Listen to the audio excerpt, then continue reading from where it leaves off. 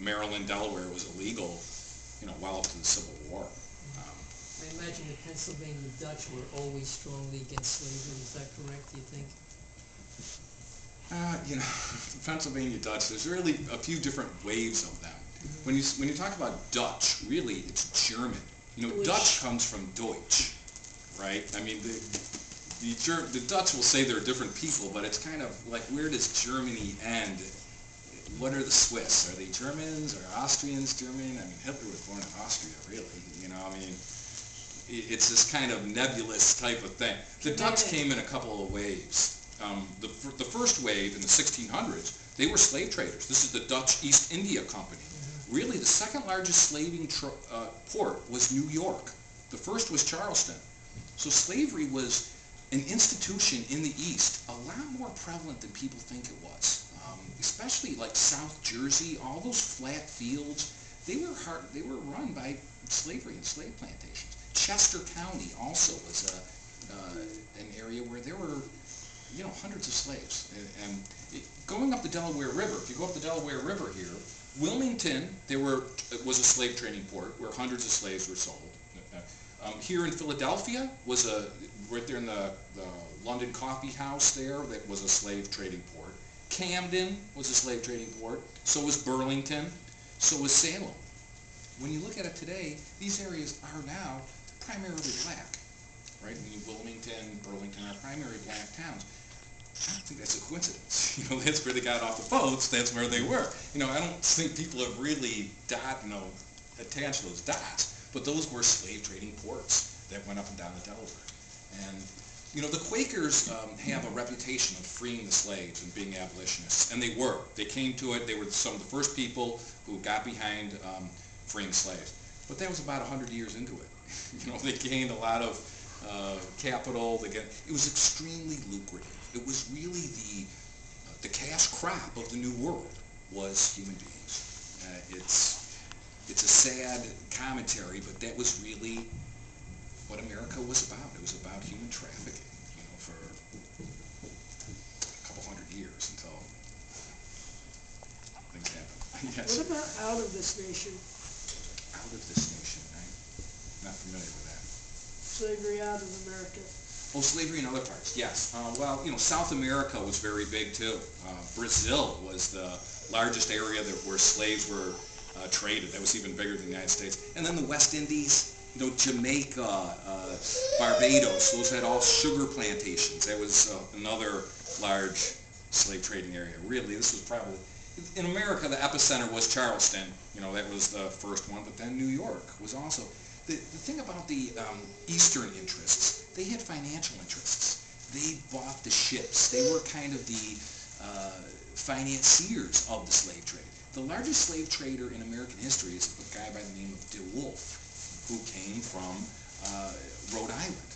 And really, when you look at all of the Ivy League schools, most of their endowments were started via the slave trade or products produced from the slave trade. Be it Brown, Penn, right here. You hear, Ben Franklin. Ben Franklin was a slave owner and had a vested interest in it. He printed newspapers that had slaves for sale, and he doesn't talk about it in his autobiography. The Ben Franklin's autobiography was required reading. He doesn't mention one thing about his slaves. He was a slave owner and was in it big. And really, a lot of this is coming to fruition right now. I don't know if you saw last year at Independence Mall, where they dug up the first White House, where John Adams and George Washington were presidents of the United States. Well, George Washington had slaves there, and he thought they were going to get freed because in Pennsylvania, if you were here for 6 months, you could be freed. He'd ship them back down to Mount Vernon, and then, to reset the clock to come back up. They were vested involved in this. I don't know how else to emphasize it. It wasn't a passing kind of thing. It was extremely lucrative. They knew what they were doing. They knew it was wrong, but they were making too much money off of it. It was too profitable to walk away from. And that's really how the country started. And now in Independence Mall, they have a monument to the slaves who were at Washington's, who were kept in Washington. And it's a pretty powerful display. It just opened up, it's called the President's House. And they have a list of the slaves. One of them, only judge, ran away, and Washington tried to look for him. You know, that was the thing about Washington. He was a tough guy on his slaves. He worked them hard, sent a lot of them to death. You know, he worked them to death. He was a fiscal guy. He had the spreadsheet. He knew how many slaves could do how much work at how much amount of time, and he bought more property, how much more profit that would, you know, accumulate for him. He was a slave driver. There's no question about it. It's not a flattering picture, but up to Lincoln, all presidents were slave owners except John Adams. They all had a vested interest in it, and they became extremely wealthy from it, and that wealth turned into political power. And when you have political power, you want to protect your, you know, your fiscal interests, and that's why it was an institution for as long as it was, sadly. Hi. Yeah. When did they end slavery in Brazil? You know, it was after the Civil War here. The slavery, I want to say like 20 years later, you know, slavery ended here, 1865. I'm not sure the exact date, like 1880 or so. Right. It was after the Civil War. In America, right? My teacher, she said that that they ended slavery around. She said that anyone who actually says that they ended slavery around the 1800s is kind of a lie, because the slaves, when they were off slavery, they still had to pay their debt to the Americans that because they had a house to live in and all that, so they had to pay their debt and then could be free around the 1900s. Yeah, you start to parse words like slavery, like what exactly is slavery? What's indentured servitude was another thing. You know, the Irish came over here and the Germans came over here. They were really slaves. They had to sign a contract to live just like a slave for 7, 8 years to pay for their time that they came over. They were indentured. You want to call them slaves or indentured? If they were sick, didn't show up for one day, they'd get like 3 years tacked on to their service. You know, there's word parsing with, okay, well, what is a slave? And what, you know, it's a nebulous kind of definition. Hey, what I talk about here is a slave society, where it's a legalized, you know, it's on the books. It's a practice that's, you know, part of the country and part of the institution. And really, the legacy of it, we're still trying to get over it today. You know, it's still a struggle. And one of the things about the book that I found interesting was as I said, over 80% of the whites in America, or blacks in America, have white ancestry.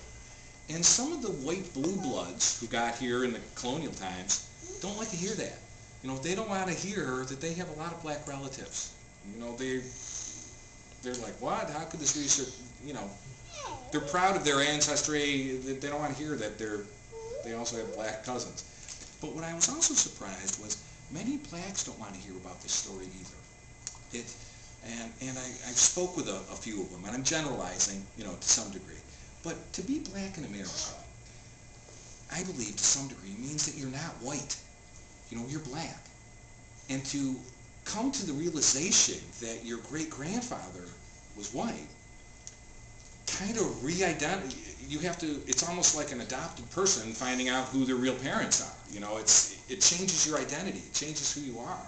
And it's something that they really don't feel comfortable with. You know, I found that blacks and whites don't like to hear about this story. But really, the story to me isn't along racial lines. I know we're here in Black History Month, and that's why I'm here, and it's black slave, white queen. But the story really is about humanity. You know, like Stephen Smith was biracial. He was black and white. The artist who painted this was biracial. He was black and white. Blacks have white blood. Whites are involved in black ancestry here. It's really, when you look at the Underground Railroad, so many conductors on the Underground Railroad were white.